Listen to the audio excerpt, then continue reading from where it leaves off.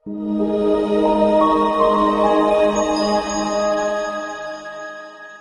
meriwayatkan kepada kami Abdullah bin Uthman, telah mengkhabarkan kepada kami Abdullah, telah mengkhabarkan kepada kami Yunus dari Az-Zuhri, telah mengkhabarkan kepada kami, kata Imam Az-Zuhri, guruku Hamzah bin Abdullah bin Umar.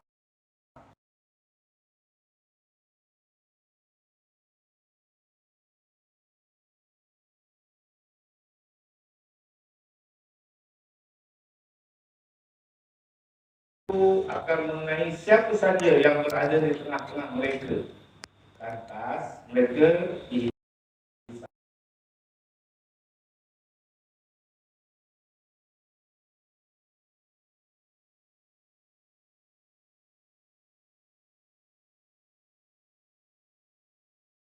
قوم ينزل ذلك العذاب على من كان في ذلك الموطن، سواء كان من الصالحين أو كان ممن جاء ذلك العذاب بسببهم أو نزل ذلك العذاب بسببهم، وهذا ما يفهم من ظاهر الحديث.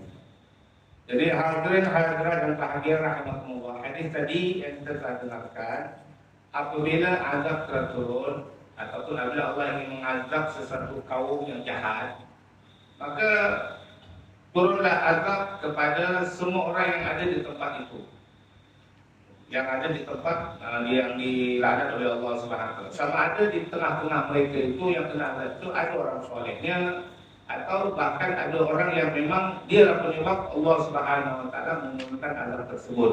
Ini kita faham daripada doa hadis tadi. ويؤيده ما مر معنا، ويؤيد ذلك الحديث ما مر معنا هنا في الكتاب في الدرس الرابع في صفحة 21. لما يصل في صفحة 21 في الحديث قول سيدتنا أم سلمة يا رسول الله، أو سيدتنا زينب يا رسول الله أنا هلك وفينا الصالحون، قال نعم إذا كثر الخبث. Hadirin hadirat yang rahimani rahimakumullah, hadis yang sebentar tadi kita dengarkan diperkuat juga dengan hadis yang telah lalu kita pelajari pada pengajian yang lalu, yaitu 44, hadis yang diriwayatkan oleh Ummu Salamah ataupun Zainab radhiyallahu anha. Kata Sayyidatuna Zainab, ya Rasulullah, apabila azab turun, apakah kami akan binasa? Sedangkan di tengah-tengah kami ada orang yang jahat, ada juga orang yang soleh. Kata Rasulullah, kamu pun, kalau kamu ada di situ, kamu pun akan kena juga punya azab tersebut. Tapi bukan kita tu karena hina, tapi kerana kita kebetulan ada di situ. إذا كيف نجمع بين هذه الروايات؟ كيف نجمع بين هذه الروايات؟ قال العلماء أن العذاب قد يعم الجميع، الصالح والطالح، ثم بعد ذلك يبعثهم الله سبحانه وتعالى على أعمالهم ويجازيهم الله سبحانه وتعالى على ما قدموا في الحياة الدنيا، إن كان صالحا فصالح، وإن كان غير ذلك فهو هذا الذي تقدم معنا في الحديث. Jadi kata para ulama, bagaimana caranya untuk kita menginputkan dua hadis ini, yaitu hadirin hadirat yang bahagia rahmatullah. Ini di tengah-tengah masyarakat ini ada orang baiknya, ada pak imamnya, ada habibnya, ada ustaznya, ada orang kaya dermawannya, dan ada orang jahat, orang yang celaka. Gara-gara dia Allah murka, Allah turunkan azab. Bila azab dah turun, contoh banjir ataupun tuan, Pak Imam pun hanya juga. Walaupun Pak Imam kami semayang, tapi bukan sebab Pak Imam Allah bagi banjir, pasal ada orang mabuk, ada orang yang celaka. Jadi hadirin hadirat, bila Allah SWT telah menurunkan musibah tersebut, amal jami' kata Habib tadi, semua ni kena, semua kena sekali. Walaupun di situ ada orang soleh, walaupun di situ memang ada orang yang dia lah penyebab Allah turunkan azab tersebut. Tetapi hadirin hadirat, walaupun begitu semua ni mati bila dah terkena banjir tersebut ataupun bumi. Tapi ba'ath Allah SWT akan bangkitkan nanti di hari kiamat semua orang yang tenggelam tadi itu, yang kena azab tersebut, maka Allah akan membalas mereka masing-masing ikut apa yang telah mereka dahulukan di kehidupan mereka dahulu. Kalau Pak Imam tukar tahajud, maka Pak Imam dapat syurga sangat tinggi. Tapi kalau dia memang celaka dan dia lah penyebab turunnya azab tersebut, tambah turun lagi. Tak cukup mana tenggelam, dah kena bala tak cukup. Ke akhirat Allah balas lagi, tambah lagi. Itu yang dimaksudkan seperti itu. Kalau baik, maka baik balasannya. Kalau yang mati itu orang jahat, maka jahat ada juga balasan yang dia akan dapat lagi di hari kiamat. ولأن الحافظ بن حجر أورد بعض الأبواب، كان أنه ورد في بعض الأبواب أن الله تعالى إذا أراد بقوم عذابا أعجم نساءهم 15 سنة فلا يلدن تلك النساء. قال الإمام الحافظ بن حجر وهذا لا أصل له، لأننا رأينا قديما وحديثا السفن تغرق وفيها الصغير والكبير والصالح والطالح، والمصائب التي حصلت والحروب الكثيرة يموت فيها العالم والصالح ويموت فيها من ليس له سبب في هذه الحروب، فهذا كما أشرنا إليه من قبل. Jadi hadirin hadirat yang bahagia rahimakumullah. Tetapi di dalam syarah ini seorang ulama hadis besar terkemuka, Imam Ibn Hajar Al-Asqalani rahimahullah, yang mensyarahkan Sahih Al-Bukhari. Beliau ada juga menukilkan pandangan-pandangan para ulama. Antara yang berkomentar kata para ulama, sebab kalau kita tengok, kalau balik turun Pak Imam pukul ke Pak Imam kami sembahyang, macam tak adil kan, betul. Ada juga ulama yang memberikan pandangan, oh sebenarnya bukan macam tu. Apabila Allah berkehendak satu musibah, satu bala Allah turunkan, maka Allah SWT akan jadikan wanita-wanita di negeri yang akan kena bala itu mandul selama 15 tahun. Bahkan anak-anak kecil umur 15 tahun baru akan balik kan. Jadi kalau 1 sampai 15 mereka tak berdosa, takkan mereka tu Allah nak azabkan. Maka sebelum kejadian, contoh 2000 sekarang 2026, 2041 Allah nak turunkan bala di negeri Melaka contoh, maka wanita di negeri Melaka tu 15 tahun tak ada yang melahirkan anak. Supaya nanti 2041 turun bala orang yang jahat-jahat saja yang ada. Ni ada yang pandangan seumpama itu. Iaitu sebelum turun bala besar, 15 tahun wanita-wanita akan dimandulkan oleh Allah SWT. Tapi kata Imam Ibn Hajar, pendapat ini, ya komentar, tak tahu saya tak nampak dia buat dalil ini. Ini hanya pandangan pribadi, saya tak setuju lah pendapat itu, kata Imam Ibn Hajar lebih kurang macam itu. Karena perkara nyatanya, realitinya kita tengok, bila azab turun, bila bala turun, betul. Ada juga budak kecil yang mati. Bila kita naik kapal laut, naik kapal laut, tenggelam. Memang yang mati orang tua je, anak-anak kecil selamat. Tak. Ada juga yang mati. Dalam peperangan pun begitu juga. Bila Israel membom, ada juga umat-umat Islam yang masih baby, kadang-kadang masih umur 5 tahun. Jadi pendapat yang dikomentari tadi itu, yang komentar tadi, tak selalu tak ada dalilnya, kata Imam Ibn Hajar rahimahullah. والحاصل كما ذكره الحافظ وهو حاصل مهم ومفيد أنه لا يلزم من الاشتراك في العذاب والثواب، لا يلزم الاشتراك في العقاب في الدنيا أن يلزم الاشتراك في الثواب والعقاب يوم القيامة، وكل إنسان يجازى بحسب عمله.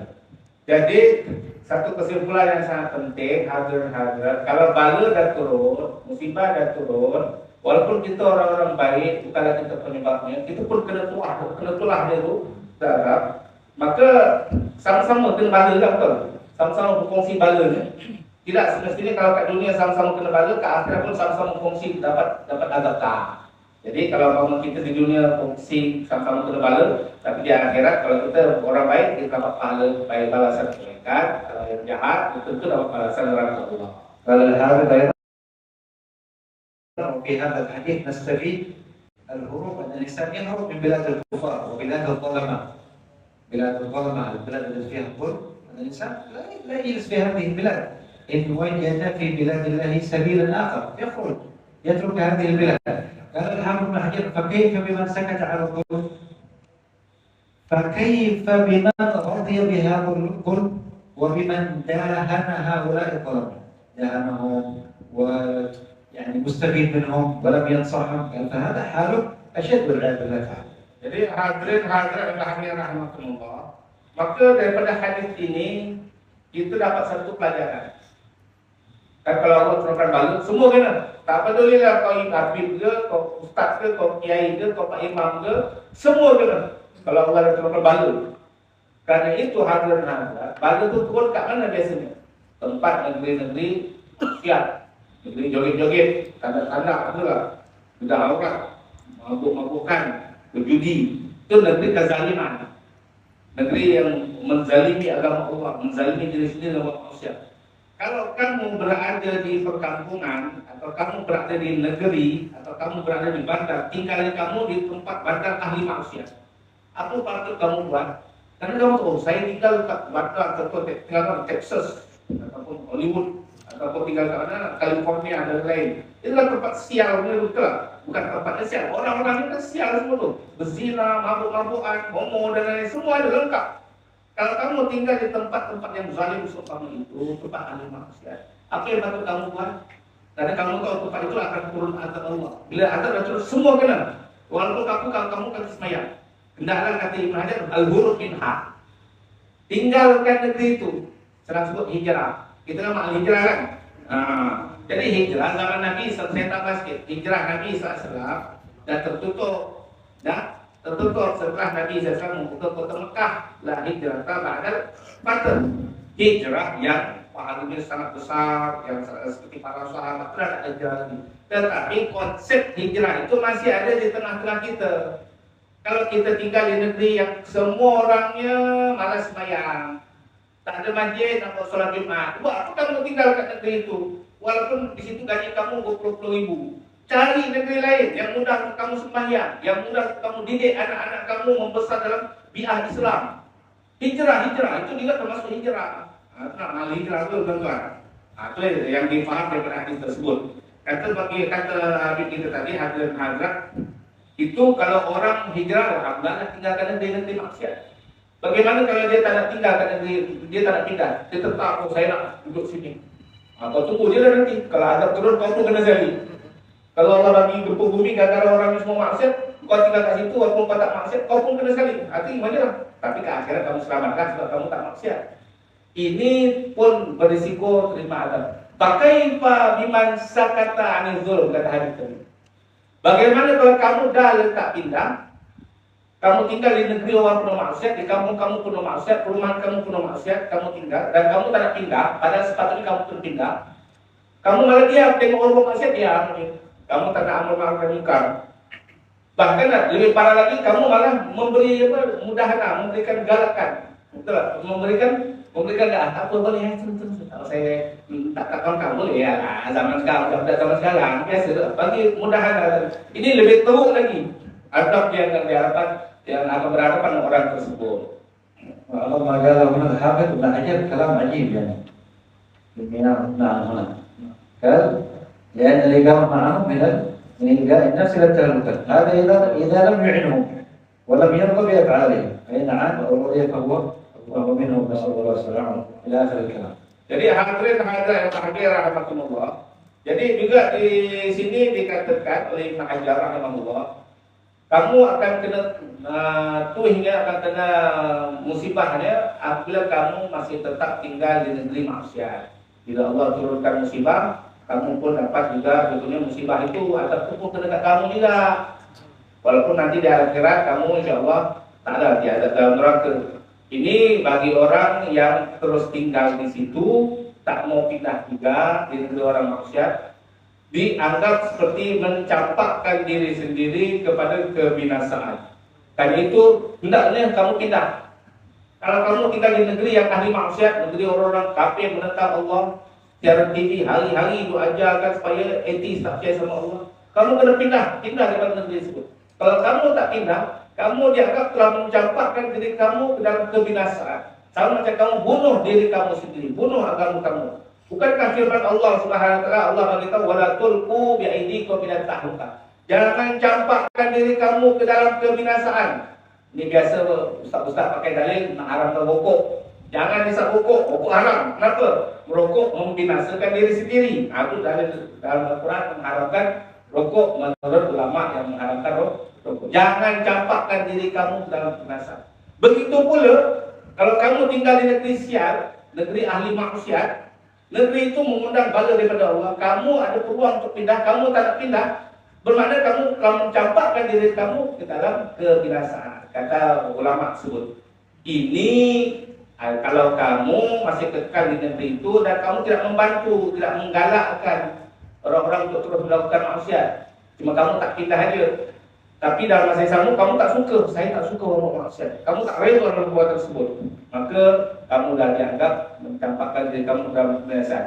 Bagaimana pula kalau dia dah letak tindak, bahkan dia juga membantu, memberikan galakan, dan dia rela.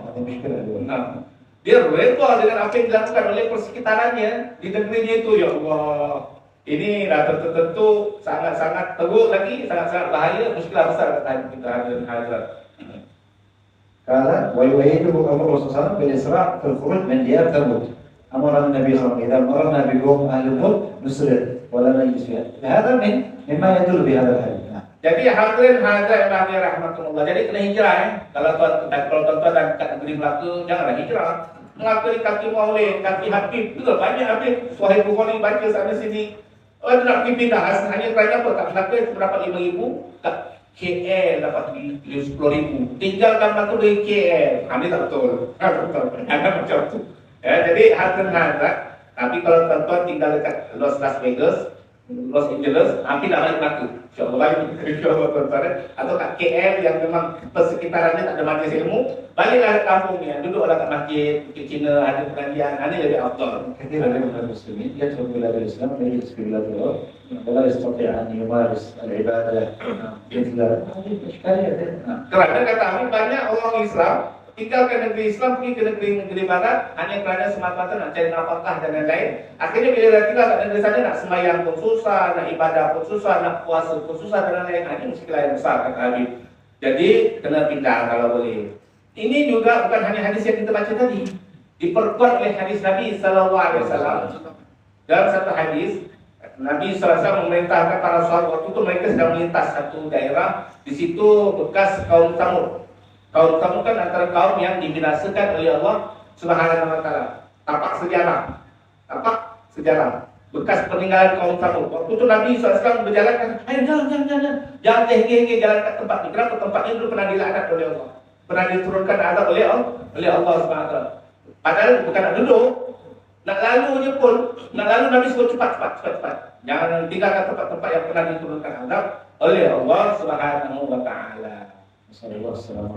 Kita mohon pada Allah SWT keselamatan dan afiat. Amin. Kita baca hadis selanjutnya.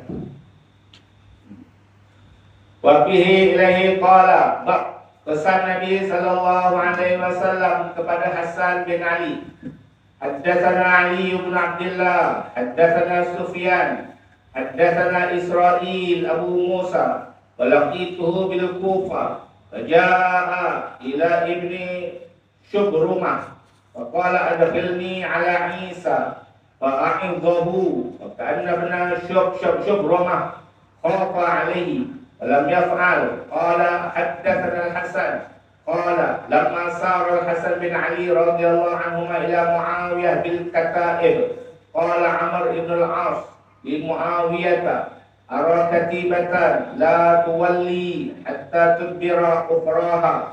Qala Muawiyah man li zarariyil muslimin faqala ana faqala Abdullah bin Amir wa Abdurrahman bin Samurah nalqahu wa naqul lahu as-sulh. Qala al-Hasan laqad sami'tu Abu Bakr qala baina an-nabiy sallallahu alaihi wasallam yaktubu ja'a al-Hasan faqala an-nabiy sallallahu alaihi wasallam ibni hadha sayyidun wala'alla Allah an yusliha bihi baina fi'ataini minal muslimin. Hadis 6576. Telah meriwayatkan kepada kami Ali bin Abdullah. Kata Ali telah menceritakan atau meriwayatkan kepada kami hadis guru kami Sufyan. Sufyan bagi tahu saya telah menerima hadis daripada guru kami Israil Abu Musa dan aku menemuinya di Kufah. Lantas guruku Israil Abu Musa pernah menemui Ibnu Shubrumah dan berkata, pertemukanlah aku dengan Isa sehingga aku boleh menasihatinya. Kata Ibnu Shubrumah, aku nak berjumpa dengan Israil Abu Musa supaya aku boleh nasihatkan dia. Namun seolah-olah Ibnu Shubrumah takut kepadanya sehingga tidak dilakukannya. Dia menjelaskan, telah menceritakan kepada kami Al-Hasan. Ia meriwayatkan tatkala Al-Hasan bin Ali radhiyallahu anhuma berangkat menemui Muawiyah dengan pasukannya, Amr ibn As berkata kepada Muawiyah, "Aku melihat pasukan yang tak akan melarikan diri hingga pasukan musuhnya yang justru terpukul mundur." Kata Muawiyah, "Lantas siapa nanti yang akan mengurus anak-anak kaum muslimin?" "Saya," jawab Amr ibn As. Abdullah bin Amir dan Abdurrahman bin Samurah berkata, "Lebih baik kita menemuinya dan kita katakan kepadanya, mari kita berdamai." Al-Hasan berkata, "Telah kudengar Abu Bakrah mengatakan, ketika Nabi SAW berkhutbah, Al-Hasan datang. Maka Nabi SAW bersabda, anakku ini adalah penghulu dan mudah-mudahan Allah mendamaikan dua kubu kaum muslimin yang bersengketa melalui dia, yaitu melalui Hasan." وهذا الحديث من الأحاديث المهمة التي تبين لنا سنة المواقف كما يسميها سيدي الحبيب أبو بكر المشهور، وما تحدث عنه الصادق المصدوق فيما سيجري بعده وفيما وضحه صلى الله عليه وسلم من مجريات الأحداث التي ستصير بعده، فذكر بعض الأمور وذكر ماذا سيحصل وما هي النتائج الإيجابية لهذه المواقف.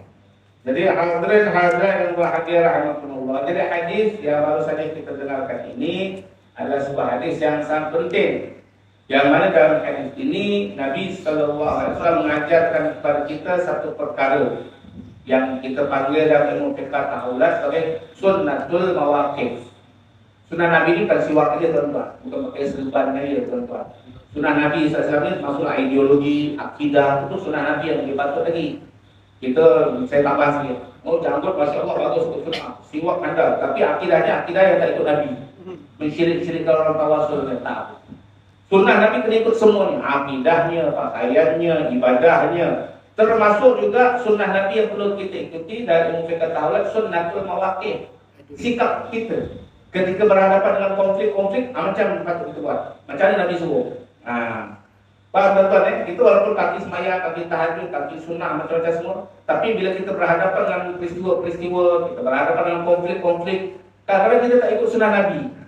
Kita kena ikut sunnah Nabi di dalam peristiwa ini dipanggil sunnatul mawaqif. Apa yang perlu kita lakukan? Bila kita berhadapan dua kelompok umat Islam berperang, bergaduh, berbantai-bantai, apa perlu kita buat? Sunnah Nabi macam mana perlu kita ikut? Itu dipanggil sunnatul mawaqif. Dan hadis ini juga termasuk hadis-hadis yang Nabi SAW membicarakan mujrayatul umur, perkara-perkara yang akan terjadi pada masa yang akan datang. Senang sebut bahasa mudahnya ramalan, tapi bukan ramalan, wahyu daripada Allah. Nabi SAW meramalkan perkara yang akan terjadi di tahun-tahun mendatang setelah pengangkatan baginda Nabi. Bahwasanya akan terjadi dua kelompok umat Islam berperang, berbunuh-bunuh anak, merebutkan jawatan ataupun yang lain-lainnya. Dan di situ juga Nabi SAW memberikan natijah ijabiyah, memberikan kesimpulan-kesimpulan atau penghujung finishing yang positif, yang baik ke depan. وبعض الناس بيقول كيف هل للنبي سنة وللخلفاء سنة؟ نعم نقول له نعم. النبي الذي قال ليس أنا، قال النبي صلى الله عليه وسلم في الحديث عليكم بسنتي وسنة الخلفاء الراشدين المهديين. كيف سنة النبي وسنة الخلفاء؟ قال سيدنا الحبيب المشهور قال شرح العلماء ما المراد بهذا؟ قال هو الذي يظهر في الحديث أن المراد به مواقف. يسأل سائل ما معنى المواقف من هذا الحديث؟ هذا الحديث سيدنا الحسن خرج بجيش عظيم ومعاوية رضي الله عنه عنده جيش كبير، بالإمكان أن يتحارب هذين الجيشين. اتخذ سيدنا الحسن موقف، ترك الخلافة حق نبذ دماء المسلمين. هذه خلاصة معنى سنة المواقف إن أردنا فهمها. Jadi hadirin hadirat yang bahagia rahimahkumullah. Ada orang berkata kita kena ikut sunnah Nabi. Betul atau tidak? Apa yang Nabi suruh kita kena ikut, apa Nabi cakap kita kena ikut, apa Nabi faham kita kena ikut. Tapi kita juga disuruh ikut sunnah Nabi. Tapi dalam hadis ini, dalam cerita ini, bukan sunnah Nabi tapi sunnah Hasan. Sikap Sayyidina Hasan bin Ali bin Abi Thalib. Hadirin hadirat. Hadirin hadirat, jangan lupa kita bukan hanya dituntut oleh Nabi ikut sunnah Nabi, tapi kita juga dituntut untuk mengikuti sunnah para khalifah-khalifah Nabi. Bukankah dalam hadis Nabi SAW bersabda, "Alaikum bisunnati wa sunnatil khulafa'ir rasyidin al-mahdiyyin min ba'di 'addu 'alaikum bin nawajid." Kata Nabi SAW, hendaklah kamu semua ikut sunnah aku, dan hendaklah kamu mengikuti sunnah para khalifah-khalifah setelahku yang diberi petunjuk oleh Allah Subhanahu wa taala. Ikut betul-betul. Jangan kamu tidak ikut dia tak. Betul-betul macam kamu ingin satu benda pakai rapi, ikut, jangan sampai lepas. Ikut itu kata Nabi sallallahu alaihi wasallam. Jadi, nak ikut sunnah Nabi ke sunnah khulafaur rasyidin? Kata para ulama, sunnah Nabi ikut, sunnah khulafaur rasyidin pun ikut. Tapi sunnah khulafaur rasyidin di sini bukanlah pakaian dia ataupun apa. Kalau pakaian siwak ikut sunnah Nabi sallallahu alaihi wasallam. Kalau para sahabat, khalifah-khalifah itu yang kamu mengikuti mawaqifnya. Sunnah mawaqif, sunnah sikap mereka. Sikap para khalifah-khalifah seperti apa? Siapa khalifah-khalifah Rasulullah? Khalifah Rasulullah sallallahu alaihi wasallam itu ada 5 sahabat. Khalifah ada 5 orang. Yang pertama Abu Bakar, yang kedua Umar, yang ketiga Utsman, yang keempat Ali, yang kelima Hasan bin Ali. Karena dalam hadis Nabi sallallahu alaihi wasallam tahu khilafah itu 30 tahun. Setelah itu adalah kerajaan Hadirin hadirat. Jadi Hasan bin Ali termasuk khalifah Rasulullah yang perlu untuk kita ikuti sunnah mawaqifnya, sikapnya hadirin hadirat. Kalau saya tambahkan sedikit, saya terpaham. Zaman Nabi sallallahu alaihi wasallam ada tak kelompok yang murtad dan Nabi perangi mereka? Tak ada. Nah, tak ada kan? Jadi pada zaman Abu Bakar As-Siddiq radhiyallahu anhu wujud satu fenomena yang tak wujud zaman Nabi. Yaitu apa dia? Ada golongan-golongan yang murtad dan mengaku dia Nabi lagi dan punya tentera yang banyak. Jadi hadirin hadirat zaman Nabi sallallahu alaihi wasallam ada tak kelompok-kelompok yang tak nak bayar zakat? Semua bayar zakat. Nabi kata ambil zakat. Semua kelompok-kelompok kasih zakat ke Nabi. Tapi bila baginda mangkat, ada tak kelompok yang tak bayar zakat? Ada. Golongan-golongan yang tak mau bayar zakat dengan alasan dulu Nabi hidup kami serah ke Nabi. Sekarang Nabi dah mangkat, apa kami nak serah Allah bukan Nabi. Kan disomlatkan juga dia curi geruk semua kemungkinan macam penyebab dia. Sayyidina Abu Bakar As-Siddiq radhiyallahu ta'ala apabila beliau tahu ada kelompok-kelompok yang murtad, ada kelompok-kelompok yang tak mau bayar zakat, apa tindakan dia? Dia nak tiru cara Nabi. Zaman Nabi tak berlaku, macam mana nak tiru? Maka dia berijtihad. Kita perangi mereka walaupun mereka orang sembahyang. Dia sembahyang tu, orang Islam. Tapi dia tak nak bayar zakat, kata Abu Bakar. Jangankan kata tak bayar zakat. Kalau dulu waktu dia bayar zakat, sudah kat Nabi unta ada tali. Sekarang hantar unta ada tali tak ada. Itu pun aku perangi. Sebab dia dah apa dia? Podcast, kat kos. Tali tu ini. Pun aku perangi. Kata Sayyidina Abu Bakar Siddiq. Maka ini sikap Sayyidina Abu Bakar apabila bertemu dengan golongan tak mau bayar zakat. Jadi bila Sayyidina Abu Bakar bagi arahan, antar pasukan perangi mereka. Banyak sahabat-sahabat tak setuju. Ya Abu Bakar, wahai khalifah, takkan nak bunuh ini orang sembahyang ni. Banyak menentang. Tapi Nabi dah bagi tahu Abu Bakar dulu. Dalam kamu ikut sunnah aku dan sunnah para khalifah aku. Termasuklah khalifah yang pertama Abu Bakar. Maka kita, andai kata kita dari pemimpin Islam di negara Islam, kita ikut sikap Sayyidina Abu Bakar berhadapan dengan golongan-golongan yang tak mau bayar zakat, berhadapan dengan golongan-golongan murtad, perangi mereka hal-hal. Itu contoh satu. Sayyidina Umar pun begitu, Sayyidina Utsman pun begitu, Sayyidina Ali pun begitu. Termasuklah khalifah Nabi SAW yang Nabi perintahkan kita pegang sunnahnya adalah Al-Hasan bin Ali bin Abi Thalib. Dalam hadis ini, cerita dia apa? Cerita dia waktu itu Sayyidina Ali dah mangkat. Bila Sayyidina Ali dah mangkat, maka khalifah beliau dan khalifah Rasulullah Al-Hasan bin Ali bin Abi Thalib, cucu Nabi SAW yang jadi Amirul Mukminin. Tetapi pada zaman beliau jadi Amirul Mukminin beberapa bulan, ada golongan daripada sahabat Nabi yang bernama Muawiyah radhiyallahu anhu. Beliau juga punya kekuatan yang besar, beliau punya pengaruh yang kuat, pengikutnya sangat banyak. Maka beliau ingin, maka beliau berpandangan beliaulah pemerintah yang sah. Al-Hasan juga berpandangan beliau adalah pemerintah yang sah. Macam kita mirip-mirip kat negeri 9 lah sekarang itu, tuan-tuan. Ada dua yang tuan besar dan lebih kurang macam itulah mungkin. bukan peperangannya. Ada dua pemimpin lah dalam satu saat tuan. Yang ini diakui juga, yang ini diakui juga. Itu pun sampai pening malah, pening malah pening. Dan malah nak baca, malah nak mengikuti lanjut. Sebab kita pening malah, yang mana satu yang betul ni. Jadi hadirin hadirat, kalau dua-dua ngotot, dua-dua masih mengatakan saya yang berhak, saya yang berhak. Dan dua-dua ada pasukan yang sangat dahsyat. Muawiyah ada pasukan yang sangat besar, dipimpin oleh Amr bin As. Sayyidina Hasan juga bukan calang-calang, ini pasukan berani mati punya. Bela cucu Nabi sallallahu alaihi wasallam. Maka ketika dua pasukan itu bertemu, Sayyidina Hasan fikir ini kalau berperang ni sama umat Islam ni, habis darah umat Islam ni. Maka beliau punya pandangan, sikap beliau dia tarakal khilafah, mengalah dia lah. Atau mengalah dia. Aku letakkan jawatan aku sebagai Amirul Mukminin, aku serahkan dia, mengalah sajalah. Ini sikap Sayyidina Hasan bin Ali bin Abi Thalib, mengalah dia tak apa. Kenapa dia mengalah? Bukan kerana dia pengecut, dia pemberani. Bapak dia singa Allah, datuknya penghulu para panglima-panglima yang pernah wujud di muka bumi ini. Sedikit pun tak ada rasa takut yang ada dalam Sayyidina Hasan bin Ali bin Abi Thalib. Pengikutnya semua berani mati dan berani matiin. Jangan main-main. Tetapi sikap beliau, kerana beliau takut tumpahnya darah umat Islam, tak mau, maka beliau punya sikap apa dia? Lepaskan jabatan, bagi laluan kepada Muawiyah. Ini salah satu yang dipanggil sunnah mawaqit. Sikap kita bila kita berhadapan dengan posisi macam tu, kita kena ikut sunnah para khalifah setelah Rasulullah sallallahu alaihi wasallam. Wa huwa mawqifun saddaqahu an-nass wa ayyadahu an-nass an-nabawi.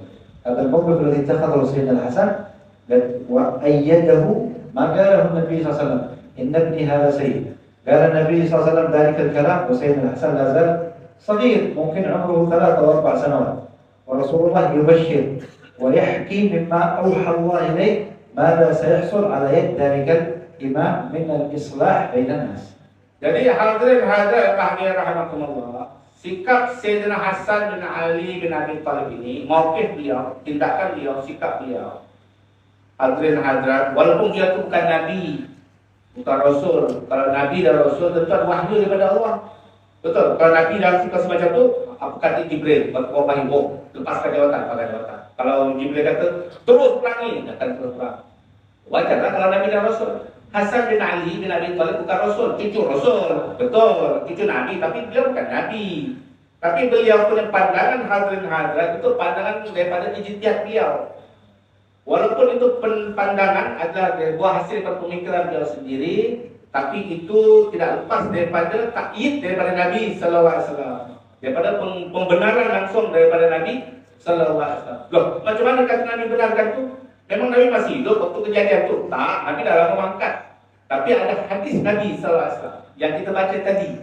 Nabi bagi tahu sesungguhnya cucuku ini Hasan ini, kata Nabi sallallahu alaihi wasallam, ada sayyid, pemimpin sejati. Ini pemimpin yang sebenar-benarnya, pemimpin yang hakiki ini. Kenapa? Kerana dengan sebab dia nanti, kata Nabi, 2 kelompok umat Islam yang berperang hampir bertumpahan darah didamaikan oleh Allah berkat ini anak, kata Nabi SAW. Padahal hadis itu Nabi SAW bagi tahu Hasan belum jadi khalifah pun, bahkan masih kanak-kanak, mungkin umurnya 3 tahun, 4 tahun. Tapi Nabi melihat sesuatu yang akan datang dan Nabi dah bagi tahu sesungguhnya Hasan adalah pemimpin sejati dan berkat dia Allah mendamaikan 2 kelompok. Betul atau tidak hadirin hadirat, hadis ini memperkuat sikap atau pemikiran atau idea Hasan bin Ali bin Abi Thalib. حتى قال أنه عندما اتفقوا وكان على جيش سيدنا علي، لأن سيدنا علي كان متجهزا للخروج لقتال معاوية رضي الله عنه، كان مستعدا فشغله الخوارج عن ذلك فأخر الخروج سنوات حتى توفي سيدنا علي. وكان قائد جيش سيدنا قيس بن سعد بن عبادة، سيدنا سعد بن عبادة سيد الخزرج، كان قائد جيش سيدنا علي. Sa'd bin قيس ابن سعد بن عبادة كان قائد جيش سيدنا علي. فلما توفي سيدنا علي ظل سيدنا قيس قائد جيش سيدنا الحسن، وكان شديدا سيدنا قيس. فعلم سيدنا الحسن أن قيس لن يتنازل. لماذا؟ لأنه يرى في الحسن هو الأولى. فعزله سيدنا الحسن، عزله وولى مكانه سيدنا عبد الله بن عباس على الجيش. ثم بعد ذلك خطب في الناس سيدنا الحسن وقال إن الله هداكم بأولنا رسول الله وحقن دماءكم بآخرنا يعني به. يعني قال له أسمح لهذا الجيش لأن من يتبع سيدنا الحسن كانوا مئات الآلاف كثر وتحصل مقتلة من هؤلاء ومن هؤلاء، فأراد سيدنا الحسن أن يحقن الدماء فتنازل عن هذا الأمر حقنا وحفظا لدماء المسلمين. Jadi hadirin hadirat yang bahagia rahimakumullah. Sebenarnya perselingkuhan antara dua kelompok, dua kubu besar umat Islam ini bukan pada zaman Sayyidina Hasan, pada zaman sebelum itu lagi. Zaman ayahnya beliau, Sayyidina Ali bin Abi Thalib karramallahu wajhahu wa radhiyallahu anhu alaihi salam. Sebagaimana kita tahu kan, Sayyidina Muawiyah berperang dengan Sayyidina Ali. Maka Sayyidina Ali adalah pemimpin atau khalifah yang sah secara hukum dan syarak. Beliau pemimpin yang sah. Maka Muawiyah menuntut untuk mengambil jawatan tersebut dengan cara berperang. Hadirin hadirat.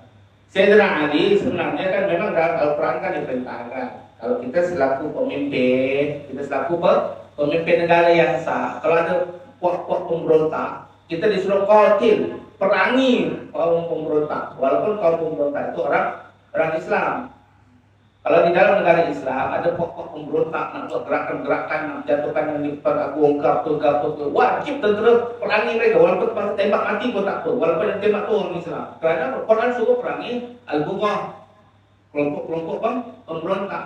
Maka Sayyidina Ali bin Abi Thalib pada zaman beliau dah ada gerakan memberontak daripada Sayyidina Muawiyah radhiyallahu anhu, dan beliau ingin memerangi kelompok pemberontak itu.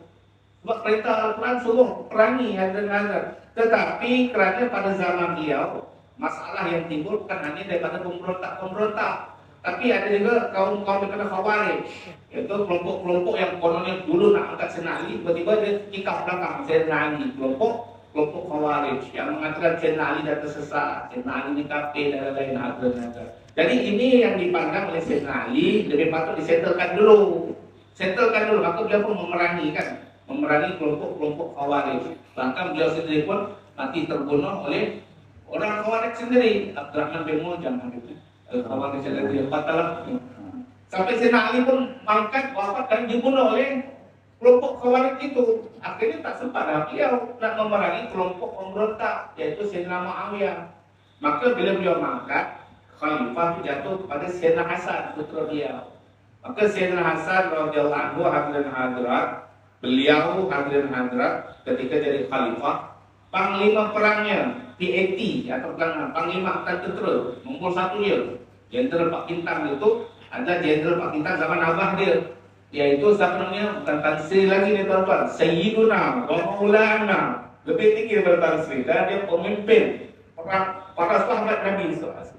Namanya Sayyidina wa Maulana Qais bin Sa'ad bin Ubadah, yaitu apa dia, anak sahabat Ansar, Qais, Sayyidina Tan Sri Qais tuan-tuan. Maka beliau ini satu orang yang sangat-sangat setia kepada Ali bin Abi Thalib, gagah perkasa, setia, dan beliau itu maknanya orangnya memang pikirannya lurus. Beliau membela mati-matian Sayyidina Ali. Kalau kata Sayyidina Ali kita perangi mereka, dia akan perang bawa bala tentera. Kenapa? Karena dia bukan taklid buta. Kerana beliau berfikiran yang secara hukum yang memang yang layak Ali. Ali yang paling berkuasa. Kerana itu dia bermati-matian membela Sayyidina Ali. Siapa namanya? Qais bin Sa'ad bin Ubadah. Sa'ad bin Ubadah selalu kita dengar. Sayyidul Khazraj, pimpinan kaum Khazraj di negeri Madinah zaman Rasulullah sallallahu alaihi wasallam. Maka bila Sayyidina Ali mangkat hadirin hadirat yang jadi khalifah Sayyidina Hasan, maka saat ini pun orang yang sama masih memegang jawatan tertinggi pasukan militer, pasukan tentera.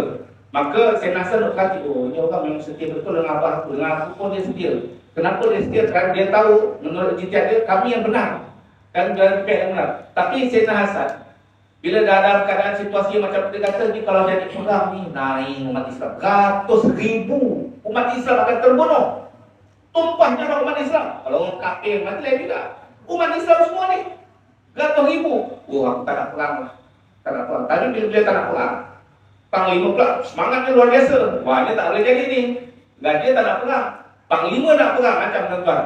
Terpaksalah Khalifah Hasan memecat Jawatan itu daripada Sa'ad, daripada Faiz. Faiz, kamu saya turunkan, kamu saya pensiunkan kamu. Maka beliau melantik Abdullah bin Abbas radhiyallahu anhu, yang mana merupakan apa dia sepupu baginda Nabi SAW. Maka orangnya dia bijaksana, maka dilantiklah panglima ketan tertinggi tentera dipimpin oleh Sayyidina Abdullah bin Abbas. Sehingga penghujungnya tak jadi perang antara dua kelompok tersebut. Kenapa? Karena Sayyidina Hasan punya sikap, beliau ingin menjaga jangan sampai tumpah darah umat Islam. Beliau juga pernah berkata, kata beliau, Inna Allah hadakum bi awalina wa haqana dima'akum bi akhirina.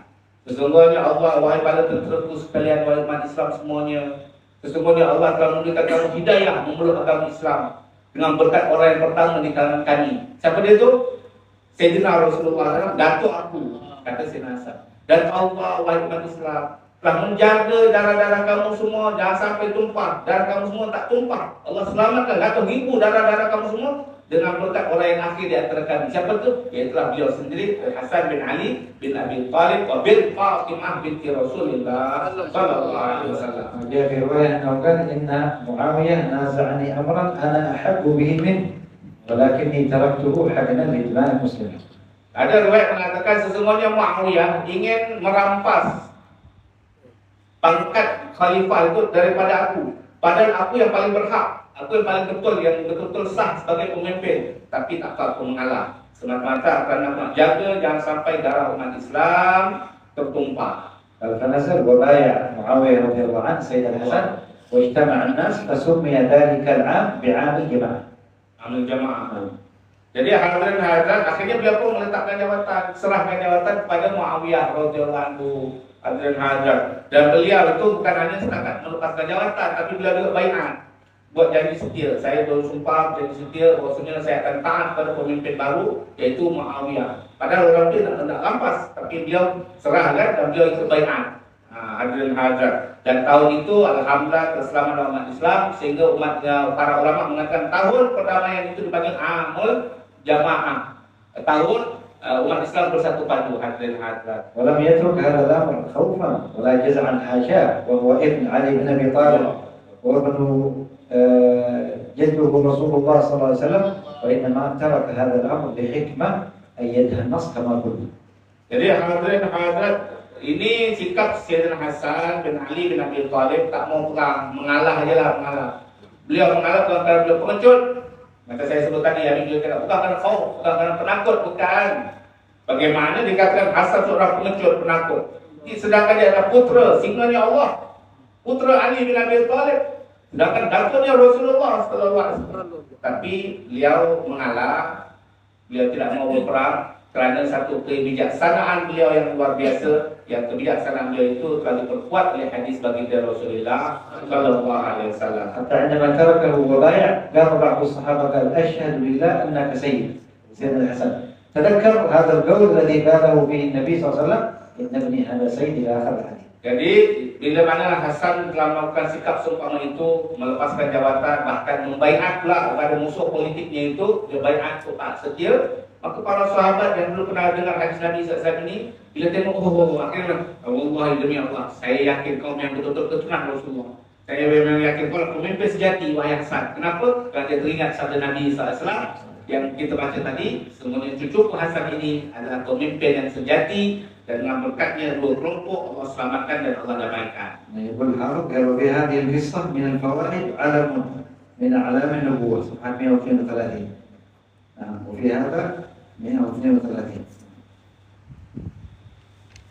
قال علم من أعلام النبوة ومنقبة للحسن بن علي رضي الله عنه فإنه ترك الملك لا لكله ولا لذله ولا لعله بل لرغبته فيما عند الله لما ظهر من حقن دماء المسلمين فراعى أمر الدين ومصلحة الأمة.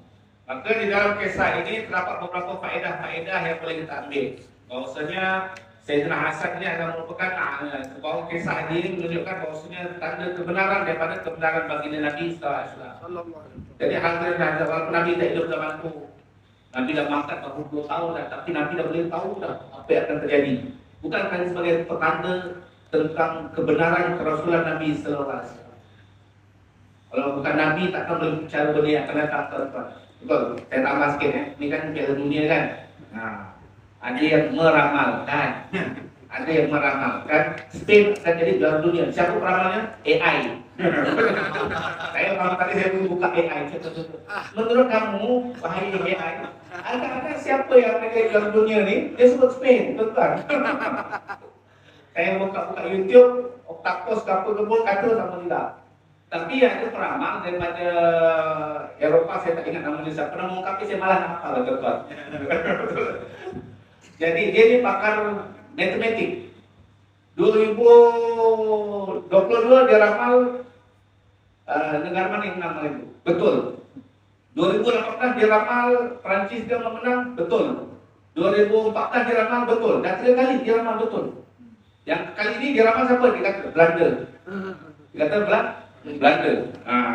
Lepas tu ada satu lagi saya baca ramalan lain, ada satu nama orang yang peramal dia kata yang menang kau siapa dia? Ronaldo Cristiano Ronaldo. Portugal. Jadi ada 3 ramalan tuan. Kita tak tahu mana satu yang betul. Boleh jadi yang betul, boleh jadi salah. Boleh jadi tiga salah. Karena apa? Karena tiga ni semua mangkahir. Bukan Nabi, bukan Rasul. Tapi kalau Nabi Muhammad SAW adalah Rasul. Kerana ramalan Nabi semua tak pernah salah. Semua tepat. Walaupun bukan sebulan lagi. 30 tahun akan datang. 100 tahun akan datang. Semua tepat. Karena itu kita tahu dalam hadis ini sebagai bukti alamun min alamin nubuwah. Salah satu tanda baginda adalah Rasul sejati yang benar-benar putusan Allah Subhanahu wa taala. Dan dalam hadis ini juga dapat kita faham bahawasanya mulianya, agungnya, hebatnya putra cucu Rasulullah Al-Hasan bin Ali bin Abi Thalib. Seorang yang berjiwa luar biasa. Kalau orang hatinya tak suci, kalau orang hatinya tak bersih, kalau orang yang hebat si Allah, maka tak akan mau menyerah kalah. Akan bermati-matian, akan merebut kembali yang memang haknya. Tapi beliau sanggup mengalah. Kenapa? Mengalah bukan kerana beliau hina, bukan kerana beliau tak punya pengikut yang banyak, tenteranya ramai, semua berani mati. Bukan beliau hina, beliau orang yang paling mulia. Bukan kerana beliau dah tua sakit-sakitan, bukan. Tapi kerana beliau lebih memilih janji Allah di hari akhirat, pahala yang besar, kedudukan yang tinggi. Kerana beliau telah berkorban demi menyelamatkan tumpahnya darah umat Islam. Itu dia menunjukkan kemuliaan Sayyidina Hasan bin Ali bin Abi Thalib. نختم بهذه القصة أن معاوية رضي الله عنه أرسل له رجلين من بني أمية. أرسل سيدنا الحسن قالوا نبايعه على الصلح أو نقنعه بالصلح. فجاءوا إلى سيدنا الحسن فوافق سيدنا الحسن. قال ولي شرط سيدنا الحسن إنا أهل بيت أصبنا من هذا المال. يعني هذا المال لابد أن يكون في أيدينا لحاجة الناس إليه. قال لهم سيدنا الحسن نعم. قال لهم قال نحن أهل بيت المال نحتاجه لكي نقوم بمصالح الناس. قالوا أمور الناس كلها ستأتي إلينا. وطلب منهم سيدنا الحسن في هذا الصلح فأعطاهم معاوية كل ما أراد سيدنا الحسن. وأصبح يرسل له كل فترة أو كل سنة من هذا المال حتى يكتفي سيدنا الحسن ويقوم برعاية الناس كما كان عليه أبوه وجده بعد ذلك. ونسأل الله أن يوفق لنا لكل خير، أن يجعلنا من أهل الخير وأن يعاملنا معاملة أهل الخير، أن يغفر ذنوبنا وأن يستغفر لنا ويسهل مطلوبنا، أن يكفي أمرنا همنا من أمر ديننا ودنيانا. اللهم إنا نسألك صحة في تقوى وطول أمان في حسن أعمال. اللهم اجعل جمعنا جمعا مرحوما وتفرقنا معصوما، لا تجعل فينا ولا منا ولا معنا شيئا ولا محروما. وصلى الله على سيدنا محمد وعلى آله وصحبه وسلم والحمد لله رب العالمين. Jadi hadirin hadirat yang berhadir rahmatullah, kita akhiri dengan riwayat satu lagi. Ada keterangan yang mengatakan kesejurus sebelum terjadi perdamaian atau serah kuasa daripada Sayyidina Hasan kepada Muawiyah radhiyallahu anhu ajma'in. Maka Sayyidina Muawiyah telah mengutus 2 orang wakil daripada Bani Umayyah, daripada prodi beliau lah. Nah, kalau perangkat dia 2 orang ni, maka dia kirim jumpa Sayyidina Hasan bin Ali bin Abi Thalib untuk memastikan betul ke Hasan nak serahkan jawatan, nak mengalah. Maka bila 2 orang ni datang jumpa Sayyidina Hasan, kata Sayyidina Hasan, betul, aku sanggup mengalah demi menjaga darah umat Islam supaya tak berperang sama mereka. Tapi aku ada syarat, sampaikan pada Muawiyah. Aku ada syarat, aku boleh tak jawatan. Tapi aku minta satu syarat dia apa dia? Kau jangan cut aku punya ekonomi. Kau jangan putuskan aku punya harta, duit dan lain. Kenapa? Bukan kerana Sayyidina Hasan gila dunia, tak. Bukan karena Hussein Hasan tak sanggup hidup miskin, tak. Biasa kita kalau berlawan dengan parti kita lah berpolitik, kita sama-sama merebut jawatan PM ke apa tu. Kalau kita menang, kita memang ikat habis-habisan. Kalau projek jangan kasih langsung. Duit akaun dia kalau perlu dibekukan, kalau perlu penjarakan sekali supaya dia tak boleh bangkit lagi. Macam tu kan biasa. Mana-mana pun macam tu tuan-tuan. Bila lawan politik kita dah ni, kita sedaya mungkin kita cut dia supaya dia tidak ada jalan-jalan untuk dibangkit kembali. Jadi kata Sina Hasan, aku tak satu je, aku sangat mengalah. Tapi tolong, buat harta kau jangan cut aku. Kenapa? Bukan kerana aku ni takut miskin, tak. Kau tahu sendiri, Sayyidina Hasan ini adalah cucu Sayyidina Rasulullah SAW. Putra Ali bin Abi Thalib yang memang terkenal Bahrul Karam, lautan kedermawanan. Orang susah cari siapa? Cari cucu Nabi. Orang tak makan cari siapa? Cari cucu Rasulullah. Orang sakit cari siapa? Cari cucu Rasulullah. Pakai miskin tak sedekah, tak kasih malu, tapi kat cucu Nabi minta dia tak apa. Kenapa? Memang terkenal lautan kedermawanan. Kau tahu semua manusia, orang semua akan cari mana? Akan cari kat Hasan dan Husain. Itu cucu Nabi itu, memang dia orang dermawan. Kalau dia tak ada pun dia orang sanggup hutang betul. Kalau kau kat aku punya harta, macam mana rakyat-rakyat miskin yang datang jumpa aku ni? Kacau ni. Jadi tolong, tu je syarat aku. Jangan kat aku punya berniaga, harta jangan bagi kat. Jangan sekat-sekat untuk aku. Kerana demi kemaslahatan masyarakat yang selalu datang meminta bantuan kepada keluarga besar Rasulullah Sallallahu Alaihi Wasallam. Akhirnya syarat itu dipersetujui oleh Sayyidina Muawiyah, dan kita pun tahu setiap bulan Sayyidina Muawiyah akan kirim 100,000 dinar, 100,000 dirham. Kalau ada harta negara lebih sikit, dia ada yang lebih sikit dikasih Sayyidina Hasan, selalu kasih duit. Saya tambah sikit. Kita kan pernah baca dalam kitab bagi tahu. Satu saat Muawiyah terlupa bagi duit. Sedangkan duit Hasan tu, mari nak kasih 100 juta. Habis, kicau duit. Hasan sedekah. Tanggung anak yatim, tanggung janda-janda dan lain-lain. Banyak sangat. Jadi impak ni, Sayyidina Hasan dermawan luar biasa, tuan-tuan. Jadi, bila duit tu, walaupun bau-bau bulan duit tu dah habis, 100 juta. Muawiyah terlupa nak kirim duit. Maka Sayyidina Hasan pun ambil surat, nak tulis surat. Wahai Khalifah, saya nak ingatkan paduka terlupa berani belum kasih duit lagi. Baru nak tulis, penat, tidur dulu lah. Maka bila tidur, mimpi Nabi SAW. Mimpi Rasulullah SAW tanya, wahai Hasan, kau ni cucu aku, tauhid ke mana ni? Ini bahasa yang saya tak faham, mungkin lebih kurang lah untuk tuan-tuan faham. Saya tak pernah ingat Hasan. Ini kisah ada dalam buku Abu Maliki, Abu Abdul Faraj, kalau saya tak salah. Kamu ni kan cucu aku, tauhid yang benar dong. Bila nak duit takkan ingat manusia, ingat Allah dong. Jadi kamu macam mana ni? Aku ajarkan kau minta ke Allah, bukan minta ke Muawiyah. Muawiyah makhluk, walaupun dia raja, kaya raya, jangan minta ke dia, minta ke Allah. Nabi pun ajar doa. Doa Allah malataqa, Allah maqta' rajai aman siwak.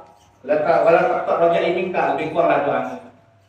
Ya Allah, jangan putuskan harapan aku terhadap kau. Biar aku berharap hanya pada kau, tak pernah putus.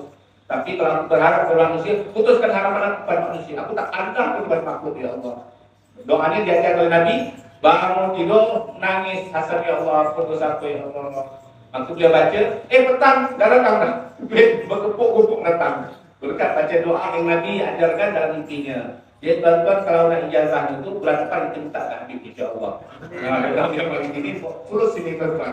Sangat mujarab. Nanti ajar pada sisinya Hasan bin Ali bin Abi Thalib. Sallallahu alaihi wa Muhammadin an-Nabi al-Ummi wa ala alihi wa sahbihi wa sallam. Alhamdulillah rabbil alamin.